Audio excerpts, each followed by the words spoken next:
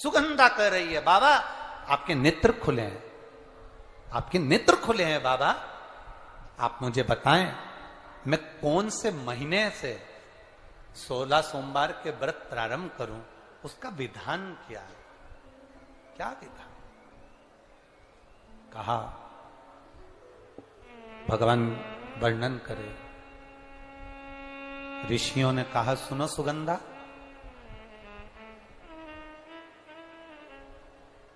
ये 16 सोमवार का व्रत कोई साधारण नहीं है। सुगंधा, संतान की प्राप्ति के लिए अगर 16 सोमवार का व्रत उठाया जाता है तो श्रावण के पहले सोमवार से उठाया जाता है। कब से उठाना चाहिए? श्रावण का पहला सोमवार। सुनो सुगंधा, यदि कोई विशेष बीमारी हो गई, बहुत रोग हो गया, तकलीफों में जिंदगी चल रही हो, बहुत कष्टप्रद जीवन चल रहा, तो बैसाख के महीने के पहले सोमवार से 16 सोमवार का व्रत उठाना चाहिए। और सुनो सुगंधा, उत्तम वर, उत्तम घर, व्यापार, व्यवसाय, नौकरी, पद, प्रतिष्ठा,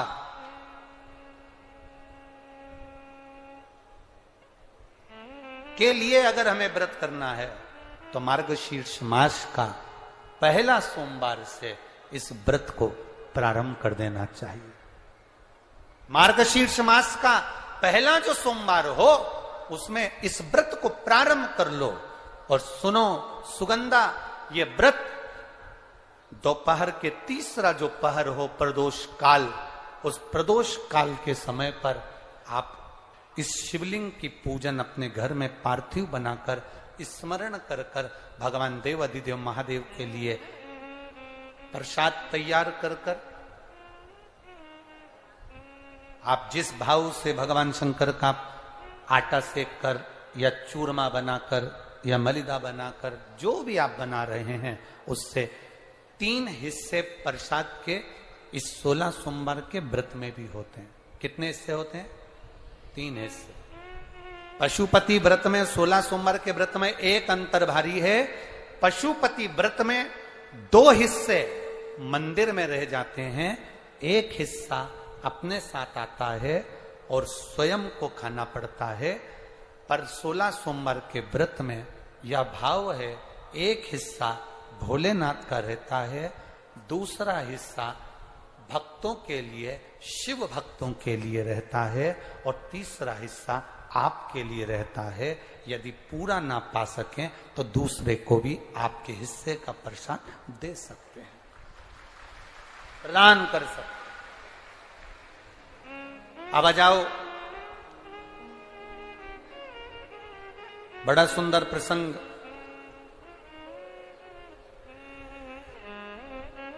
नरसिंह पुराण का आता है। एक बड़ा सुंदर प्रसंग आया।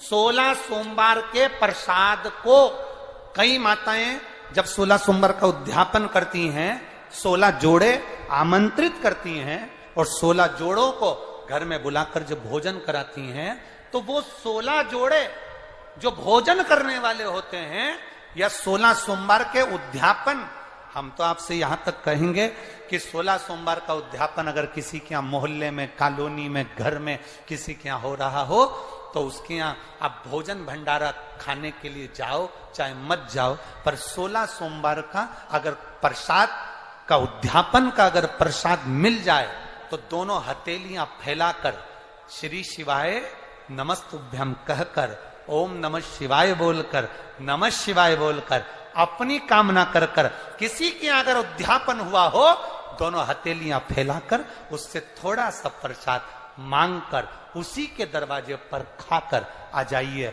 आपकी जिंदगी को सुख का अनुभव हो जाए। तो कोई पूछे ये कथा कहां से ली, तो आप बता देना नरसिंह पुराण में यह वर्णन आता है। कौन से पुराण में है? नरसिंह पुराण में वर्णन आया कि एक बहुरोमा नाम का एक दैत्य था, एक असुर बहुरोमा।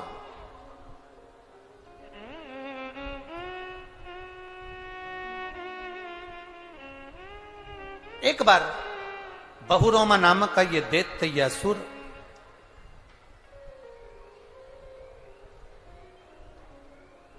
मार्ग से निकल कर जा रहा था और किसी एक ऋषिवर ने, एक गुरु ने, एक संत ने उस बहुरोमा दैत्य को देखा। नरसिंह पुराण का चरित्र।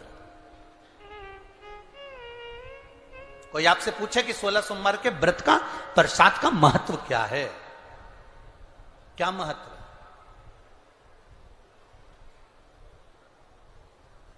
बहुत ध्यान देना, यहां पे माताएं पशुपति व्रत करती हैं। पशुपति व्रत अगर आप लोग करते हैं तो उसके 2 हिस्से मंदिर में छूटते हैं प्रसाद के। बोलो री जी हाँ, सही है। मंदिर में आप जो प्रसाद के 2 हिस्से छोड़कर आती हो, बहुत सारी माताएं व्रत करती है और वहां प्रसाद के हिस्से रखे रहते हैं। मंदिर का पुजारी हो, मंदिर के पंडित जी हो, या मंदिर की कोई नारी, कोई पुरुष, कोई बच्चा, कोई बड़ा, उस प्रसाद को एकत्रित कर लेता है और उस प्रसाद को जो भक्त लोग दर्शन करने आते हैं, जिनका पशुपति व्रत नहीं रहता, या जो दर्शन करने आए, या गांव के बच्चे हों, नगर के बच्चे हों, कॉलोनी के बच्चे हों, उनको वो प्रसाद जो वितरण किया जाता है, शिव महापुराण की कथा कहती है, हजारों हजारों अश्वमेध यज्ञ का जो फल प्राप्त होता है, वो मात्र वो प्रसाद के वितरण से और उसके पाने से प्राप्त हो जाता है। आप लोगों में से कोई माता ने करा कभी ऐसा?